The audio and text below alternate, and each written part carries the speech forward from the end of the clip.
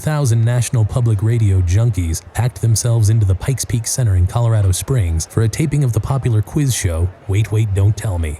They would hear firsthand what over 4 million national listeners would hear the following Saturday on their National Public Radio member station. Wait, Wait, Don't Tell Me began in 1998 as the brainchild of Doug Berman, the producer of another wildly popular NPR staple, Car Talk. Wait, Wait, Don't Tell Me is a show that features a host, Peter Sagal.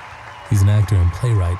It also features an official judge and scorekeeper, former National Public Radio Morning Edition newscaster, Carl Kasell, and 3 guest panelists. In the case of this taping, comedian Paul Provenza, TV host Faith Salie, and finally, and perhaps most notably, motel pitchman, author, and Oprah Winfrey snubber, Tom Bodett.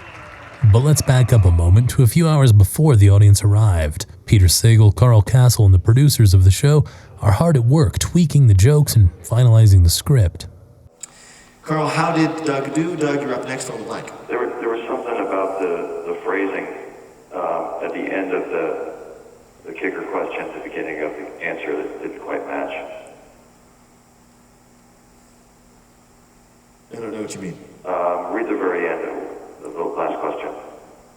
After years of complaints, a 74-year-old German retiree was finally fined $20,000 for blanking in the local pool. The answer is doing cannonballs. Doing cannonballs, okay. I think you said cannonballs, that's all. All right. Next round, ready? The general consensus was that President Obama was funnier than Jay Leno at this year's blank. Once the run-through is complete, Carl Kasell shoots the breeze with folks backstage and joins Tom Bodett, Paul Provenza, and Faith Salie in the green room, while Peter Sagal retreats to his dressing room to finalize the script. It's time for the show to begin, and Peter Sagal warms up the crowd. Honestly, it's amazing. I love this. My favorite things about doing the show is we'll do the show, like tonight, Paul Provenza, yay! Faith Salie, yay! Tom Bodett, yay! Carl Kasell, yay! It's like a mega church in here, except Jesus just walked in. Sorry. We really have to stop that now. They said it wasn't possible, but we did it. We got all the liberals in Colorado Springs to line up.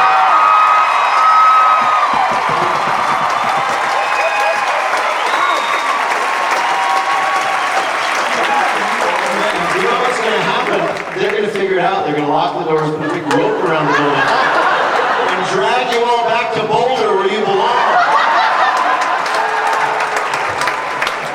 And now at this point, you're probably wondering, how did the venerated newsman Carl Kasell get involved in all of this? Well, let's ask him. Well, a few years ago, I guess about 3 years before the program went on the air, I was in Boston at a public radio news directors meeting. And we brought along a lot of NPR personalities. And I was asked one night to introduce them all at one session. And I did. And I cracked a few jokes along the way. And at the end, somebody yelled at me when I was about to just dismiss everyone. He said, "Wait a minute, what about you? We don't know too much about you." I said, "Well, what would you like to know?" He says, "You do newscasts in the morning." I said, "Yep." 5 days a week, yep. "And you get up early, do you?" I said, "Very early." "How early?" I said, "Well, I get up at 1 o'clock. No, I'm sorry. I said, "I get up at 5 minutes after 1. And he says, "Why don't you get up at 1? I said, "Well, I like to sleep in." And the place went wild. And Doug Berman was there. He liked the joke, thought it was very funny. And I was approached the next day about being on the show, which I hadn't heard of up to that point. But they told me it was a quiz program, kind of fashioned like the old quiz programs on radio and TV back when I was growing up. So I grabbed it. Was there any kind of question about, letting you loose or showing another side of the kind of the stern and stoic newscaster, like a credibility issue, or were there conversations revolving around that? A little bit at the beginning, as a matter of fact. Some stations, a couple of managers came to me and said, "You shouldn't be doing this. It takes away from your credibility, your dignity as a newsman." However, at the beginning of the program, when we were just on the air, we were trying to get celebrity guests, but we had problems. They had never heard of us, and they wouldn't return our calls. So we went inside the company and used some of our own celebrities, Nina Totenberg, Susan Stamberg, Cokie Roberts, Corey Flintoff, Robert Sagal, Dan Shore. And by golly, they were funny too, Right. even though they were distinguished newsmen and newswomen. From NPR and Chicago Public Radio, this is Wait, Wait, Don't Tell Me, the NPR News Quiz.